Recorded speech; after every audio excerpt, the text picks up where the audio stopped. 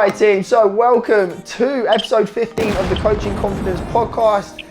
Today is a special day because I am joined by 5 times CrossFit Games athlete Calm Porter, all the way from Sydney. He's got up especially early to be here today with you guys, and I'm buzzing to get through a heap of questions, some of them which have come in from you guys and some of them which I have written down for Calm to answer. Now, as always, if you want to get your questions in and answered live on the podcast, then the simple thing to do is follow me on Instagram and then slide hard into those DMs, guys. You know that you can just ask any question related to these topics and we'll get it done on the podcast. Okay, Khan, my man, coffee in hand, he's ready to go. Yes, sir. Yeah. I'm going to, first off, why don't we do a cheeky little introduction? Why don't you tell the wonderful people how you got into fitness and like a brief background of your journey?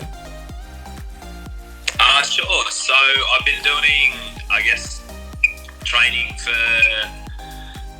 like most of my life.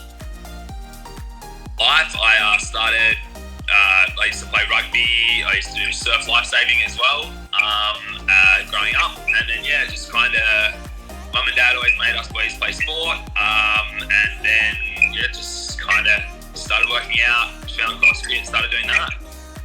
So you're literally the Aussie dream. Good looking bloke, good hair, played rugby, and saves lives.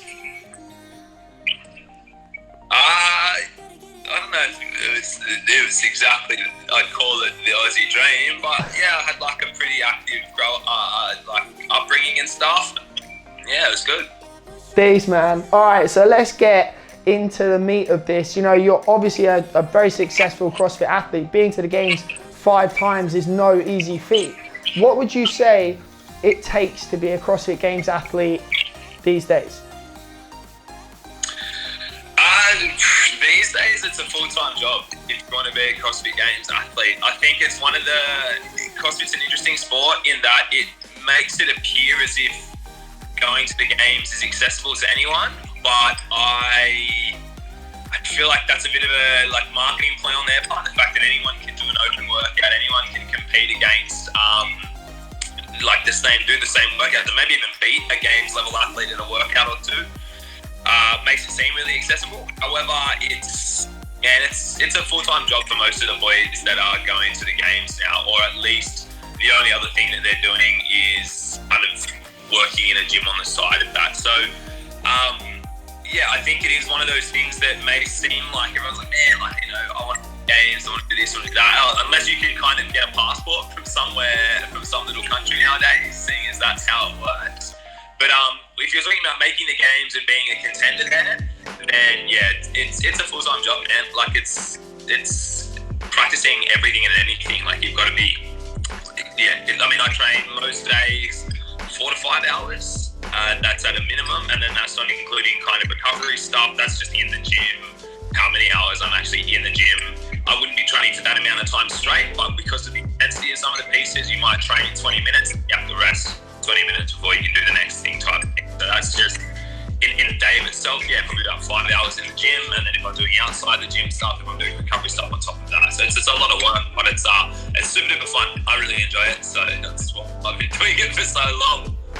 Yeah, dude, 5 hours of training a day is obviously not exactly accessible to the vast majority of people. How would you say that games athletes training is different from Gen Pop CrossFit? It's like with any professional sport. I think if you're training for health and longevity, your training should not be anywhere near the same as if you're training for performance. If you're training to be the best at a certain sport, you're not thinking about health and longevity. You're thinking about maximizing your athletic potential, which, that sort of volume probably isn't conducive to super healthy bodies and healthy joints and all that sort of stuff. So I think one of the key differences is that, it's a lot more volume. It's a lot lower intensity probably as well. So I think this is where people make a misconception. A lot of people think that if you're training for the games, you're in the gym and every workout you do is at extremely high intensity. I think years ago it was Rich Froning, I believe, that said that the reason he's so good is because 80% is better than everyone else's 100%, or that he hits most workouts at 80% rather than 100%. And I'm a big believer in that. I think if you're doing the amount of volume you need to do some of the skills and the modalities that you do as a games athlete, you can't possibly do that at 100%. So you've got to get really, really good at basically going into the gym, moving really, really well as possible. If you're doing heaps of volume, you can't be doing like crazy. You can't be moving radically. You have to move well, and get really good at doing lots of work at sort of 70 to 80%, rather than going in, smashing yourself for 20 minutes once a day and then moving on from there, which is what a lot of the Gen Pop guys do.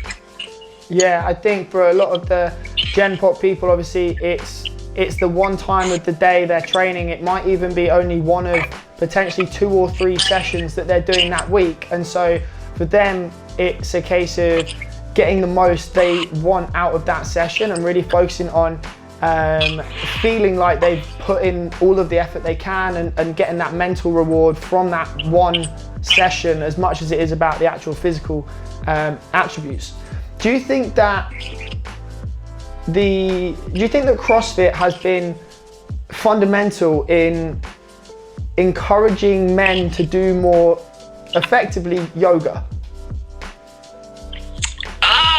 That's a really interesting question. I don't know if I've ever given that much thought, man. I think it's definitely put mobility and flexibility training back on the radar, particularly for blokes. I think if you want to be good at CrossFit, you've got to be able to do all the different movements, right? There's so many different movements, and the number one thing about being if you want to do different movements is being able to do to get into the positions for them. And if you can't get into the position, you can't learn the movement. You can't learn the movement safely.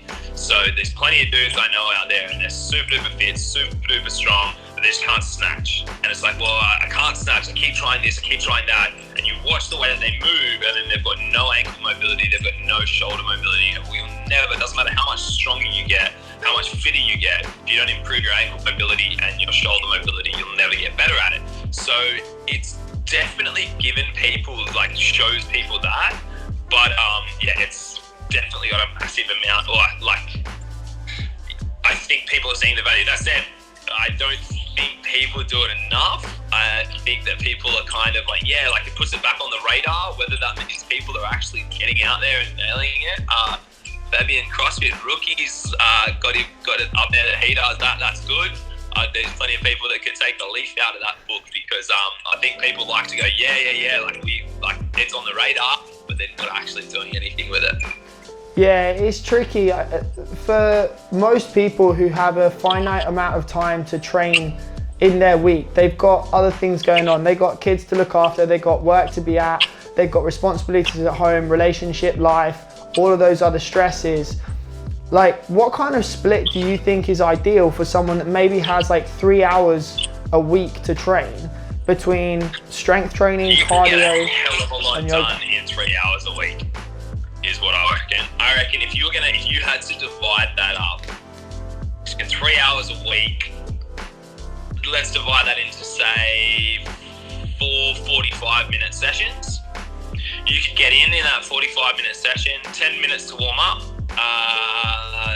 25 minutes of an EMOM or something like that, where you can combine strength and conditioning, and then I would spend the remaining 10 minutes stretching. So 10-minute warm up, 25-minute EMOM, 10-minute stretch. If I had 45 minutes a day to train, 4 days a week, that's exactly how I'd structure it. I actually have a program that we're putting out within the next few weeks, which is a 1-hour athlete program, and basically that's 10-minute warm up, an EMOM, and then a 10-minute or an interval style full session. So it might be for the first 10 minutes you do some sort of weightlifting every 2 minutes, then that will segue straight into some sort of conditioning interval where it's that time-based, task-oriented.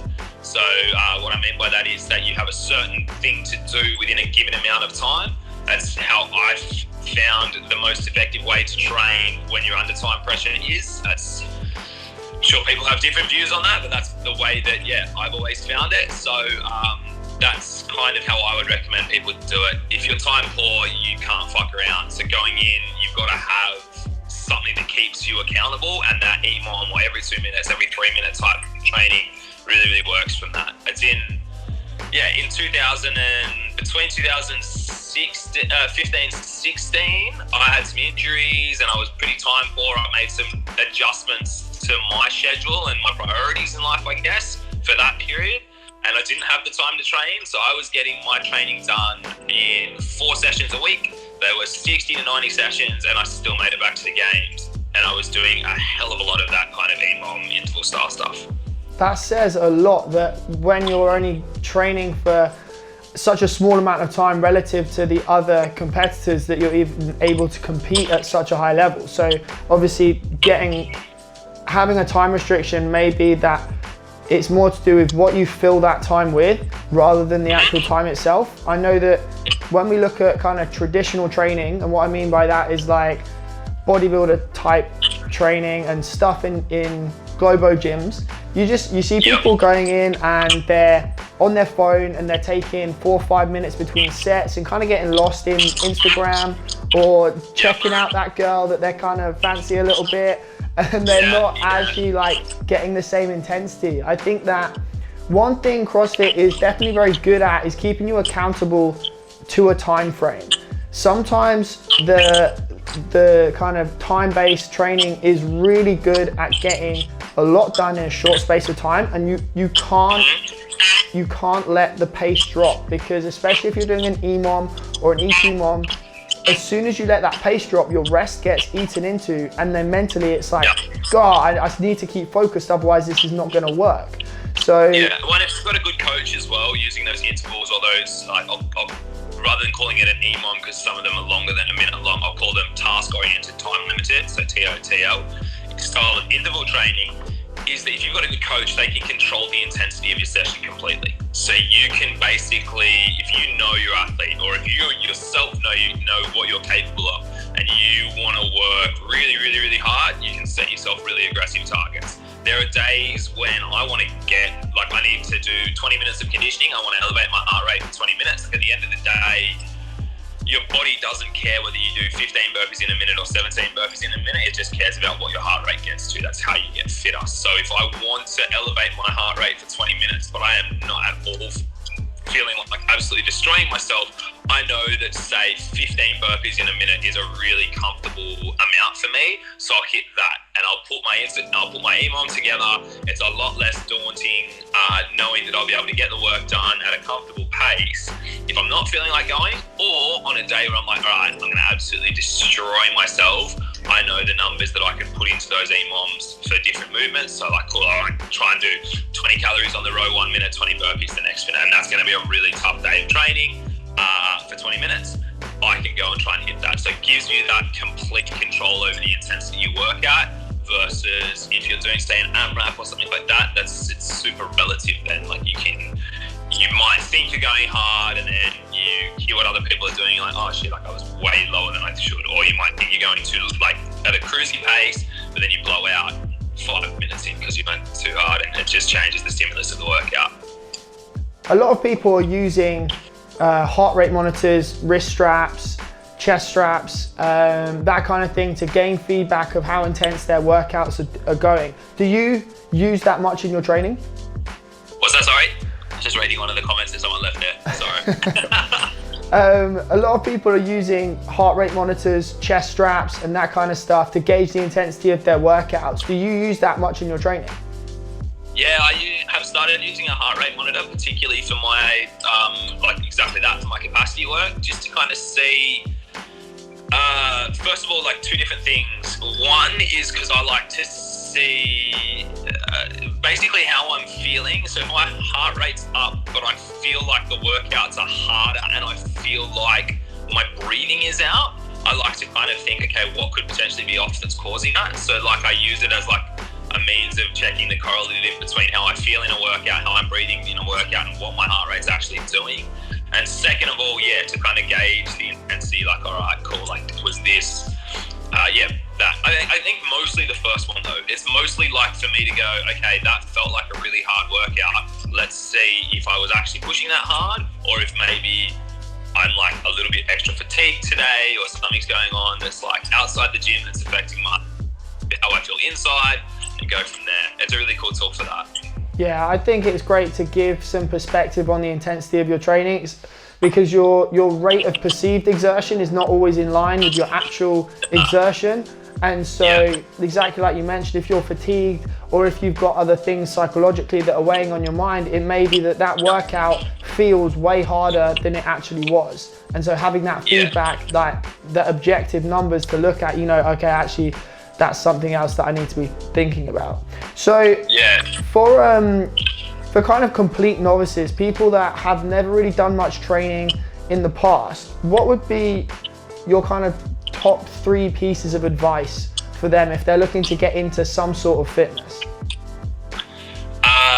First of all is to just do something and do it consistently. I'm not one of those people that's like, you've got to train CrossFit, or don't do F45, or don't do this, that, and the other. If you're moving, awesome. If you find something that you enjoy, that's going to be the best thing for you to do. So focus on finding something that you enjoy and doing that. There's heaps and heaps of research on like the power of positive affect in helping with motivation and even performance as well. What that means is if you're doing something that you actually enjoy that elicits some positive affect from what you're doing, then you get to kind of like you'll be better at it and you'll stick at it easier. So rather than doing what you think you should do or what you think everyone else is telling you to do, if you really love one particular type of training, find that and stick to it would be first. So do what you enjoy. Second would be master the basics. So what I mean by that is like your basic lifts, your squat, your deadlift, your press, learn to run well and fast, and then you master your own body weight, like do pull-ups and push-ups. People kind of jump in and they see someone snatching and they're like, they walk into a CrossFit gym and they see people doing muscle-ups and snatching and they go, I want to do that. But it's the basics that build up to that, and it's where I see most people falling off the bandwagon. Third and final would be make sure when you're training you have your heart rate elevated for a minimum of 20 minutes. That's kind of my big 3 for a newbie. Doesn't mean you have to go 20-minute AMRAP or a 20-minute workout every day. You can elevate your heart rate for a minute, rest 2 minutes, and you're still going to have an elevated heart rate. I just think that it's important. Most people, this whole idea that resistance training and all that sort of stuff, most people, particularly when they start they're completely new to training, they have body composition goals. They don't do enough conditioning. They focus on like a bodybuilding type split that still kind of exists out there, and I think they shoot themselves in the foot, because I think that there is so much value. I've been programming for the gym I train at, CrossFit Play, for 7 years now, and we do minimum 20 minutes a day of elevated heart rate. It's the same thing that we've done from the very first. Like, a lot of what I think about in training has changed, but that hasn't. That has been pretty consistent since 20 minutes, every day, elevated heart rate. So what would you say is more effective? Because a lot of people do have aesthetic goals, they have body composition goals, and that's why they look to get into training initially. What would you say is more effective, traditional bodybuilder style workouts or CrossFit style workouts to achieve that goal? Combine the two. I don't think they need to be mutually exclusive. I don't think you could do a body part split style. If you really want to get a mad pump into different body parts, you could do a body part split. You could do it with an elevated heart rate. Like that whole functional bodybuilding movement, there's a guy in Australia, Rob, who does a program called Cardio Bodybuilding. It's great, and he raw strength and conditioning. That is, it's exactly what it says to me. It's cardio bodybuilding. You go and have a look at Rob's physique. He's a monster. Like, the dude's so jacked and so fit because he combines the two things. I don't think they need to be mutually exclusive. It's interesting actually, because I come from an S&C background and did a lot of typical bodybuilding type training in the past, also played rugby. And then when I started CrossFit, because a lot of the workouts contain so much volume in a specific body part, say you're doing a workout and it's got handstand push-ups in it, I'd end up doing 50 handstand push-ups in a workout, and I ended up putting on like 3 kilos of muscle in the space of about 6 months from doing CrossFit. And I honestly think that there's a thought process in a lot of people that you do CrossFit and you're going to lose your gains. It's a bit of a joke in certain senses. People make that joke. I thought that was quite interesting. I actually put on like a heap of mass. The other interesting thing is that most CrossFit athletes are not inherently massive. You put a t-shirt on the lads and you know, they blend in. Like, you wouldn't look at yourself and be like, he's massive. You'd be like, that's a fit bloke, clearly works out, but it's not like the same degree we see in bodybuilding. And the capacity. You see that like with the dudes as well. Like, I think a lot of the guys, they look huge in like videos and stuff from the CrossFit Games because they're shirtless, everyone's got a pump on and stuff like that. But when you're exactly right, when you're hanging out with the fellas, like, you would walk past most of the boys in the street, like you said, with clothes on, and just kind of think, oh, it's like a dude that maybe looks like they go to the gym, or like looks like they go to the gym and stuff. And yeah, sure, like shirts off with a pump, everyone like they look jacked and ripped and all that sort of stuff. But I think it's not, I mean, there is no aesthetic component to it. So for starters, you're also, the other reason I find that people put on mass when they start CrossFit is typically they become more focused on performance. So you're not going to perform as well in a massive deficit, calorie deficit. So you've got to kind of be at least eating at maintenance or maybe slightly above, particularly if you're trying to get stronger as well. So you get these people that come from, maybe they come from like a more aesthetically minded background, and then they come into CrossFit and all of a sudden they're going to go, oh, like, I'm more now interested in my performance, because that's just kind of the way that the mindset shifts. They're going to start to maybe eat, they're going to eat more, and that's going to be why they put on mass. It was like, man, you know, like, that's where, particularly for people, that maybe come from not bodybuilding, like a huge, jacked, massive bodybuilder might lose some mass, but someone that just kind of comes from like a general aesthetic background, maybe they'll put some on. Yeah, it's interesting actually. We just had a comment come in from Fabian. He said, I see athletes like Alex Smith, he looks more lean, but he lifts like a bodybuilder and it totally blows his mind. And that's interesting because when you talk about performance versus aesthetic, bodybuilders' pure goal is to get big and look big and be ripped. And so all of their training is just focused on hypertrophy. Whereas with CrossFit athletes, the focus is performance. It's like, how much strength can I get out of this muscle? How much power, how much capacity aerobically? And so because of that, there's not always the same aesthetic response as it would be if you're purely focused on hypertrophy. And there's a growing shift as well for CrossFit athletes to do more hypertrophy training, which is because for a variety of reasons, like having a bit of extra mass in certain muscle groups is going to help, and also strengthening the joints to support through like the Olympic lifting, particularly for higher rep and stuff like that. So there is, a growing trend in that direction to add in some bodybuilding style training on top of CrossFit. But yeah, the functional bodybuilding movement's, I think, really powerful, and it's good because CrossFit is about being great at everything. And so taking the best parts of all the different training modalities and putting them together, that's going to be the thing that allows us to get the most out of our training. Bear with me 2 secs. It would appear like Khan's experiencing some Wi-Fi difficulties. We've just lost him for a second. Give me 2 minutes and let's see if he magically comes back to life. No, he doesn't, he's left. Okay, cool. We're gonna wait for Khan to come back on. So bear with me, guys. I'm sure it's just a few minutes. Here he is, he's back in. Sent me a little request. We're gonna go live, 2 seconds, and my boy's gonna be back in. It's what it is when you're working with technology and speaking to someone who's on the other side of the world. It's amazing that we can do this and we can have this video chat, but obviously dependent on Wi-Fi, unfortunately. It says it's connecting, so hopefully this will come up pretty quick. But I'm hoping you guys are enjoying the content so far. We've been going through a lot of CrossFit focused content at the moment, and actually we're going to be making a little bit of a shift in a second towards some nutrition and mindset stuff, because I know that Khan's a big advocate of mental health, and that's definitely something I want to be talking to him about. But obviously, makes sense to chat to the lad about what he's great at. Let's see if this works. again.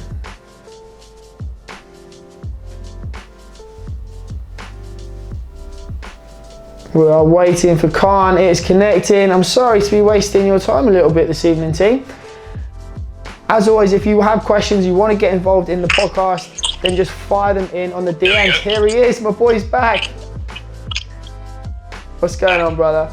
I think that gives us a great little segment into the next part of today's podcast. I want to start talking to you a little bit about nutrition for a moment. We did talk about it briefly for a second then.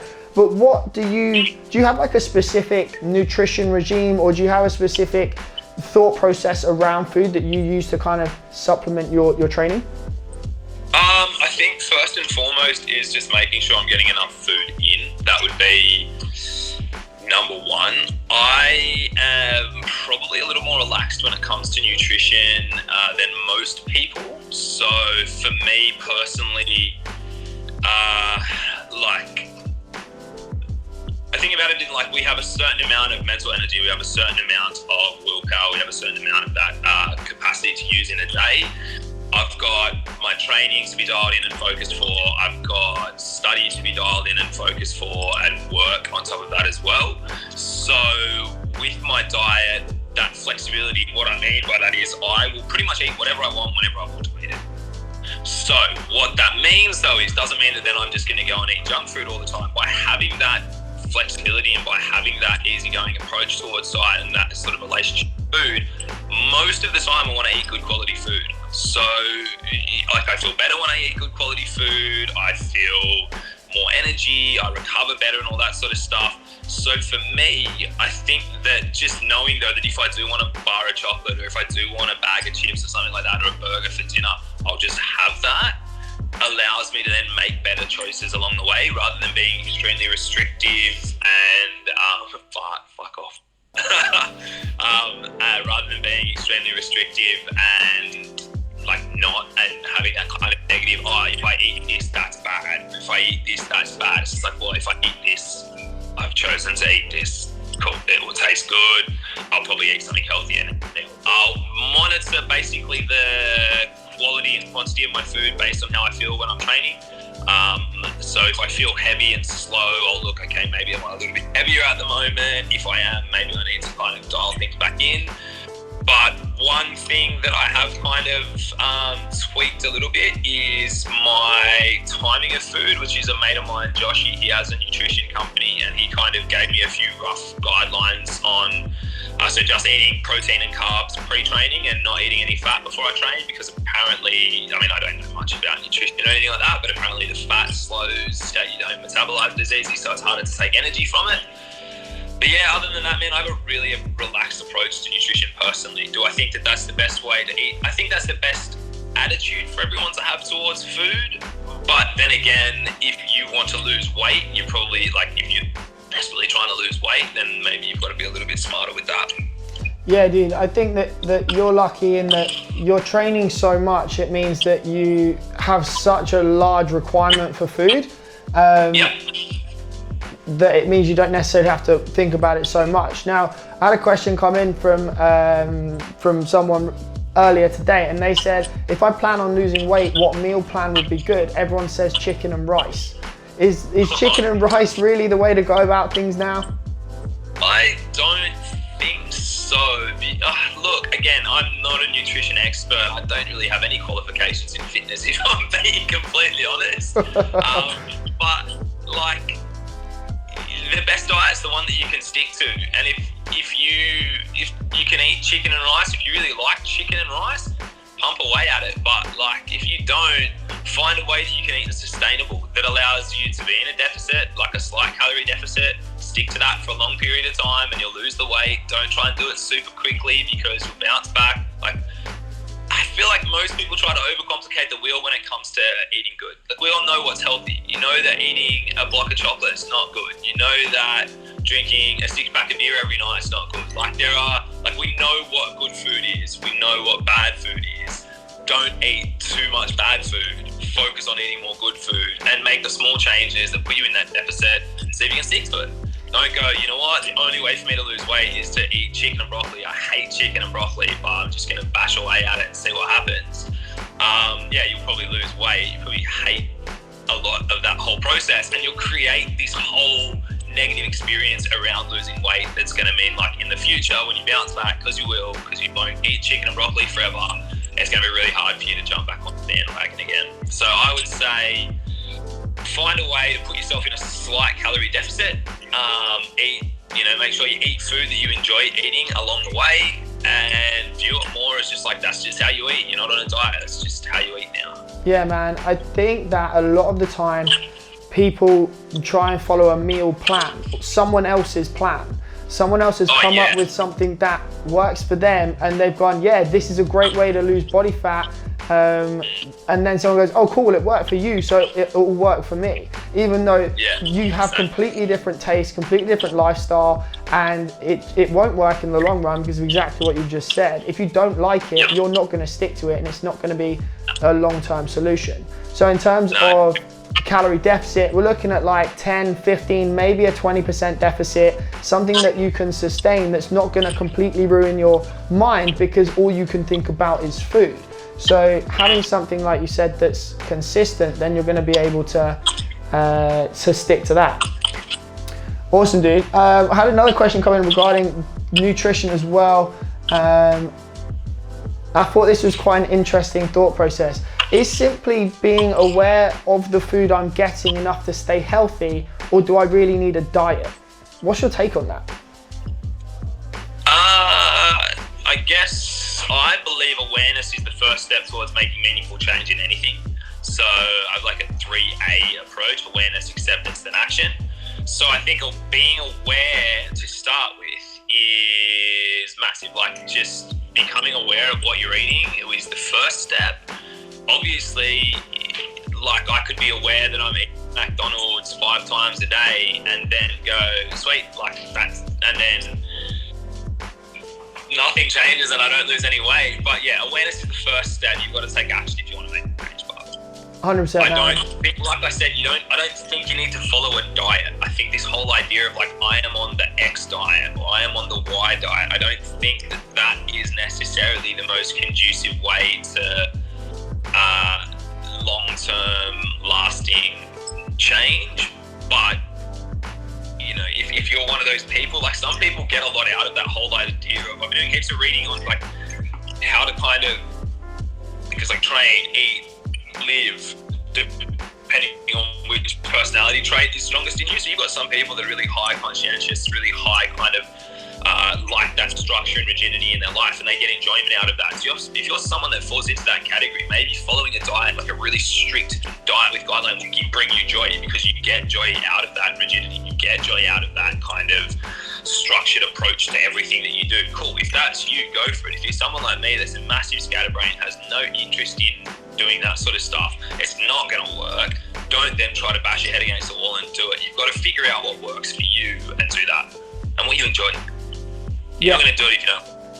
Yeah, man. I think that if people can learn some of the fundamentals of nutrition for themselves, like, just you're talking about the basic stuff, like generally to eat whole foods is a smart approach. Generally that you need to be eating adequate protein and knowing the basic differences between some carbohydrates. Like, what's the difference between sugar and starchy carbohydrates, and how do they affect your body? Just that kind of stuff. It's like stuff that will allow people to be able to make decisions for themselves, so they're not forever asking somebody else for the solution. They can eventually do it for themselves and become self-sufficient.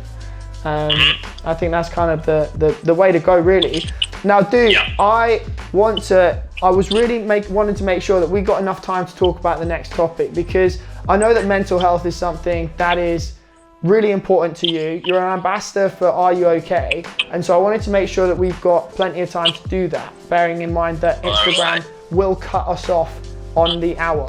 It has a strict time limit. Cool. So I think that the first thing I wanted to ask you is, what does mental health, like, how do you personally define mental health? Oh, good question. And one that I gave a lot of thought to over the last while, like mental health awareness. It's a mental health month, awareness month. And I think personally, mental health is no different to our physical health. So the same way that there are people tuning in and listening to this and that you're asking questions about training and nutrition, looking after your mind is no different, in my opinion, to looking after your body. So that doesn't just mean the presence or absence of illness, which is what a lot of people kind of pigeonhole mental health. They hear mental health, they think it's like super synonymous with words like, say, depression, anxiety, all those sorts of things. And they think to talk about mental health is only to talk about those illnesses, mental illness. For me, mental health encompasses everything from how are you able to focus? Are you able to communicate and connect with people? Are you able to manage your really heightened emotions like stress, anger, sadness, all that sort of stuff? It's basically how healthy your mind is. You know, are you viewing everything online with a negative lens? All these sorts of things, rather than it just being the presence or absence of illness. So to me, mental health, talking about mental health is just another aspect of total wellness, and no different to physical, talking about looking after your mental health should be no different to talking about going to the gym. The same way that you tell your buddies, hey man, like I went to the gym yesterday, should be the same way that you tell your buddies, I went to my therapist yesterday, or man, I don't know, I've been doing, I did my meditation this morning, I've been doing my journaling, whatever it is that you do to look after your mental health, it should be the exact same thing. So I think that we need to broaden the scope through which we view mental health.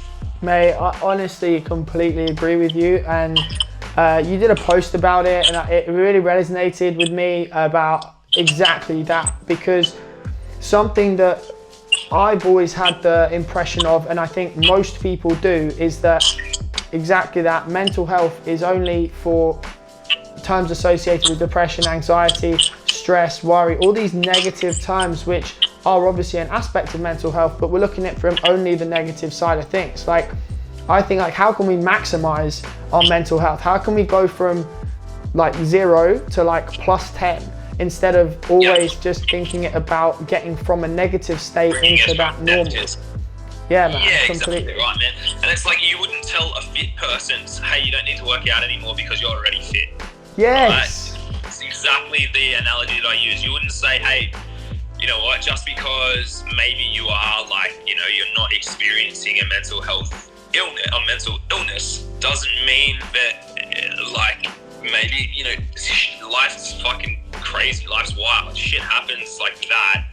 And if you don't have the tools or the support systems in place or strategies to employ when shit does hit the fan, what are you gonna do? Or if you are at that kind of baseline, what can you achieve if you are, able to dial your focus up, take your focus up a level, or if you're able to take your, anxiety down even more, whatever that is. I think one of my buddies, he and I had a conversation about this, and he was saying that he went to see a therapist a while ago, and that they were seeing each other regularly for a specific issue. And he's seeing them regularly, seeing him once a week, and then he dropped back to once a fortnight, he dropped back to once a month, and he was saying that the thing that he went to see the therapist for was relatively taken care of, if you will.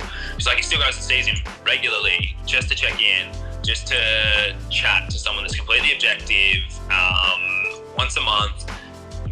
Shit's gonna happen in a month that you're oh man, there's a decision that I have to make that I would love some advice on, or that I would love to kind of talk through with someone who doesn't really know me separate to this situation, isn't going to be biased in some way, shape or form, or influenced by their own agenda.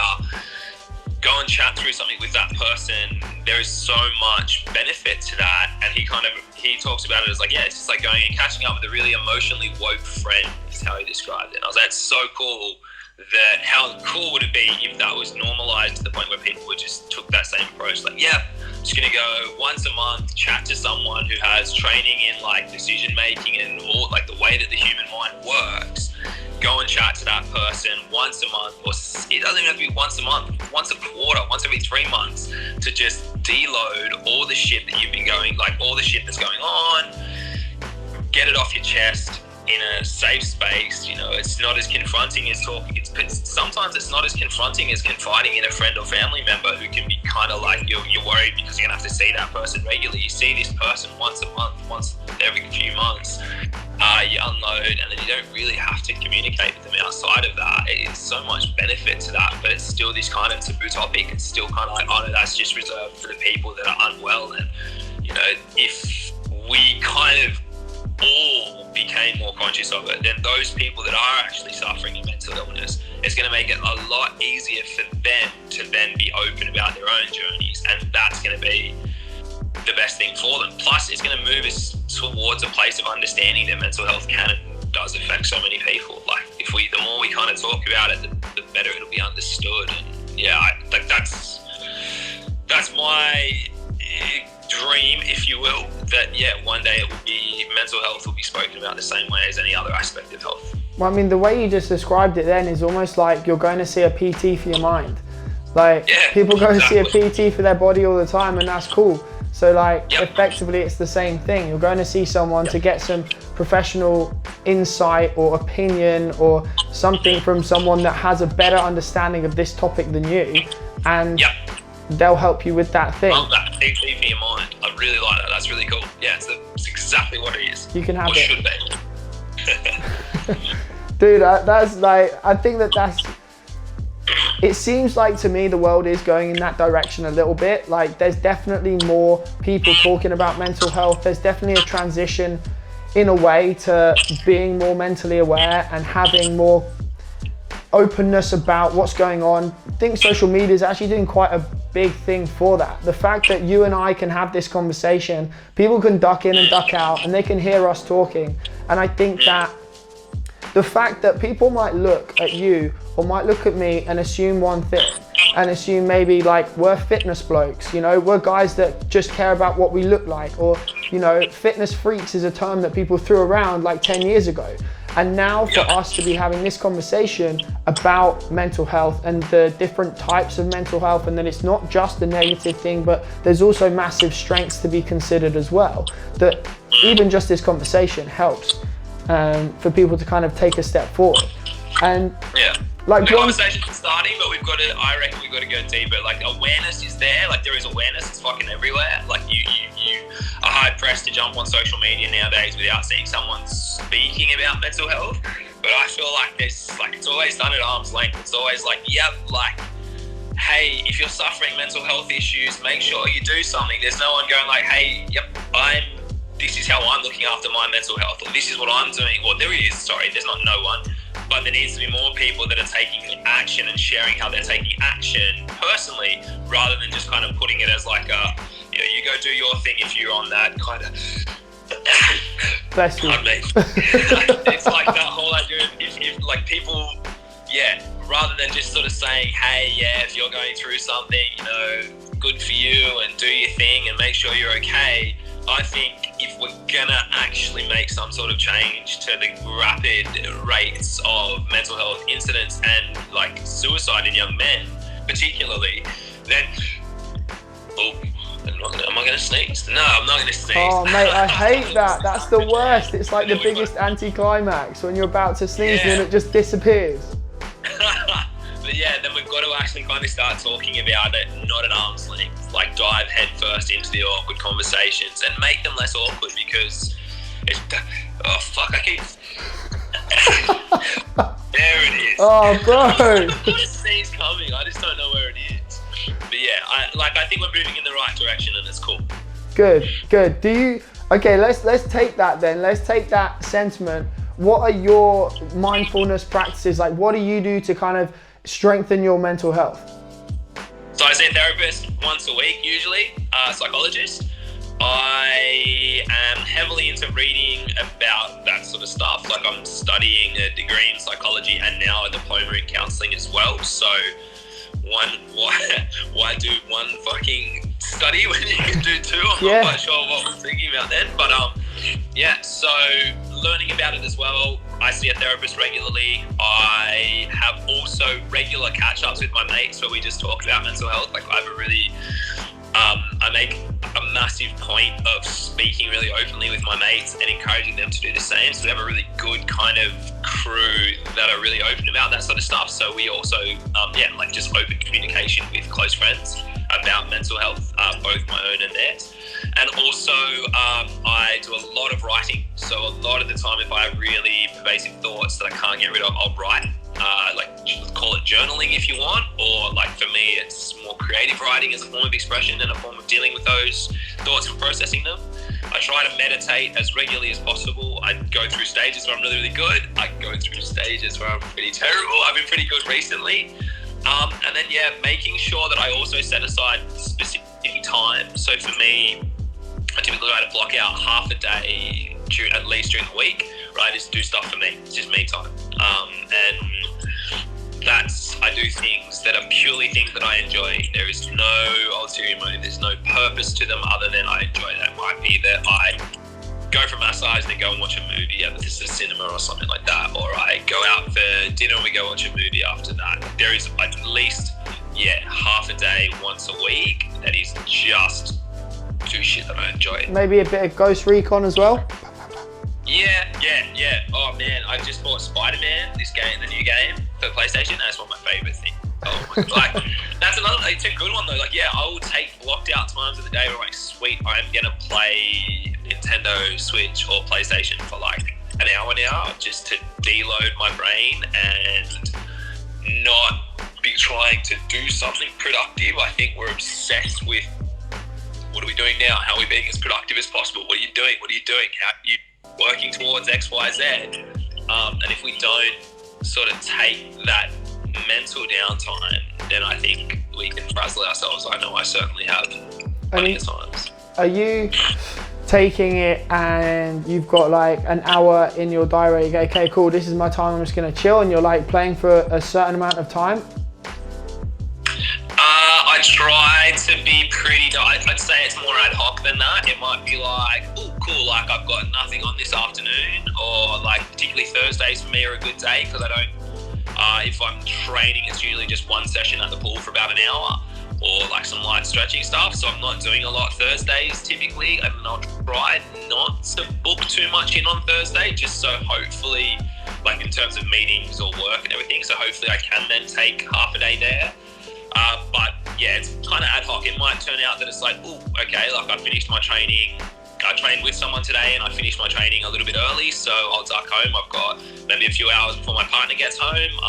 I'll just play PlayStation till she gets home, and then we'll hang out together and spend quality time together if we can. Decent, mate, decent. You talked about having like open communication with your friends. I know that a lot of lads might be a little bit apprehensive and a little bit nervous about doing that. How would you suggest that they kind of approach that subject or approach that kind of conversation with their friends? If they feel like they want to talk, like, how would you suggest they do that? Oh man, it's crazy. Like, it typically just takes one person, right? It typically just takes one person to open the floodgates for everyone to start to open up as well. Which can also be extremely overwhelming. It can be overwhelming both to have to open up to people, and it can be extremely overwhelming to be on the receiving end of someone opening up to you. So there's, oh man, like that's such a long question, and there is so many things that you could talk about with that. I guess start small, start just opening up to one person. Like if you've got just one person that you can open up to, and you can swap and share stories with them, that's awesome. And then maybe that will pave the way to creating more of an entire kind of group dynamic where people do that. But if you've got a lot, write it down so you can reference that back when you're talking to them. A lot of the time, particularly when you're really emotional, if you want to talk to someone, it can be really hard to remember everything that you wanted to say, so write it down. But ultimately just do it. Like, it sounds kind of pretty straightforward in a shorter way, without going like, okay, here are the steps, just creating, like saying this, and here are all the steps to follow if someone says to you that they're not doing well, because there's a lot of stuff that you could go through with that. But I think in the few remaining minutes that we have, I would say just take that first step, because if you're the first one, like being the catalyst, often that will then open the floodgates. Like I said, pretty much everyone's got shit that they're going through. Like everyone's weird in their own way. Everyone's got shit that they're dealing with. You're not the only weirdo in the world. So a lot of the time, by creating that, by starting the conversation, you are literally just doing that. You're starting the conversation, but other people are going to open up and share as well as a part of that. Start small though, pick one person, one or two people to start with that you just chat to, and then if it can grow to something that your whole sort of friend circle are comfortable talking about, then power to you guys, because I know how beneficial it is for both myself and plenty of my mates that we can do that we do have that kind of support around us. And everyone deserves that. Everyone should be able to do that. Yeah, I've definitely found that, I've actually found that lads are more willing than you'd think to talk about this kind of stuff. And it is definitely, sometimes you just have to be that catalyst to initiate the conversation. But it is that people want to talk. If you ask questions as well, people generally want to talk. And we all have to kind of start somewhere. So what we all crave as human beings is connection and understanding. The only way to truly connect and to truly understand one another is to share our experiences, and that starts with open communication. Yeah, man. And that's actually that's a really good point. Like, the whole open communication thing is something that, ironically, women have been telling us to do for ages. They've just been looking for a guy that's in touch with his emotions and wants to talk about them. And it's happening. It's happening now. And I think this is a great time for us to be alive and be in relationships. But on the flip side, what typical masculine traits do you think are quite toxic in a relationship? Are you talking about in a relationship with a girl, or in with your mates trying to talk about that sort of stuff? What traits are toxic? I think some of the most toxic traits is closed-mindedness. I think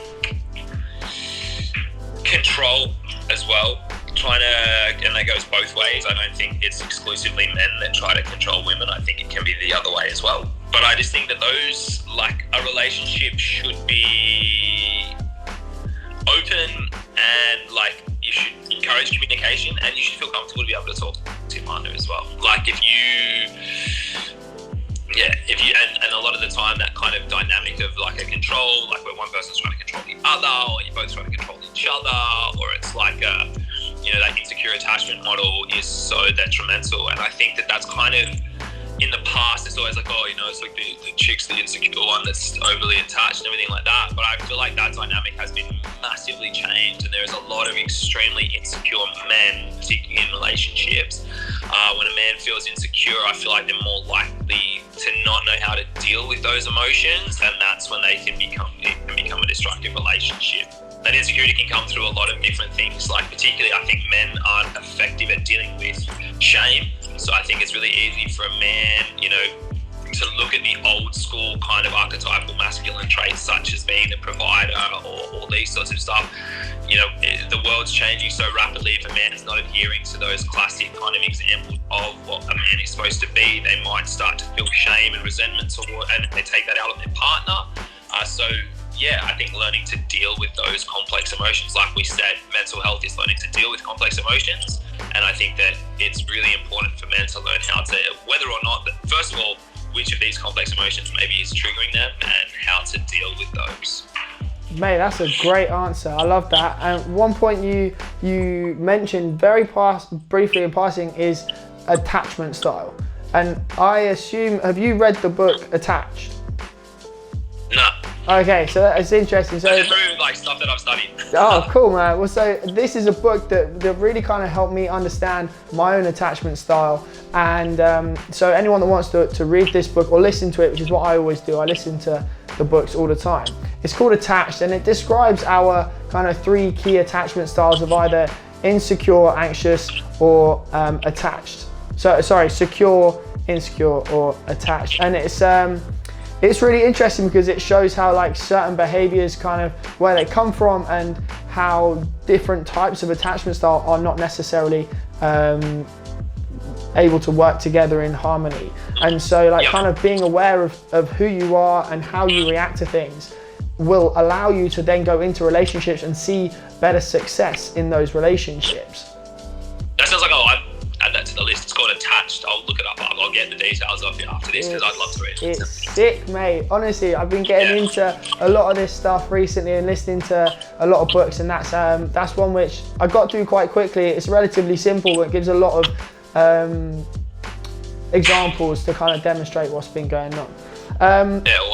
I think the last thing I want to ask you about, and you did touch on it a second briefly, is what it is to be a man in 2019, because the definition's out the window these days. What do you think it is to be a man in 2019? As far as I'm concerned, being a man is... Oh no! We've got an absolute nightmare. Okay, so Instagram has just cut us off mid-sentence. It gave me no countdown, it just cut the live. So unfortunately, we're not going to be able to get Khan's answer, but I'm sure that he provided a fantastic one. He's probably reeling it off now and I can't hear it. I'm absolutely gutted that we've not been able to get that. But ladies and gentlemen, I hope that you enjoyed tonight's podcast with Khan Porter. We got through some absolutely fantastic stuff. I think you can agree he was a brilliant guest, and we've really managed to cover off a whole bunch of topics. So I'm going to wrap things up there, but ladies and gentlemen, I want to thank you so much for listening to this. Thank you so much for giving me a lovely 5-star review. I appreciate that in advance. And if you want to get your questions in, if you want to be asking me or my guests questions related to training, nutrition, or mindset, then all you have to do is drop me a message in the DMs. Make sure you follow me on Instagram first at david.birtwistle, and then you can slide into the DMs, get your questions in there, and I will get them answered. Thank you so much for paying attention and listening to everything, guys. I hope you had a great day, a great evening, a great afternoon. I hope you're loving whatever you're doing, and I hope you learned a little bit of something from us today, guys. I'm going to leave you there. Wish you all the best and see you soon. Bye.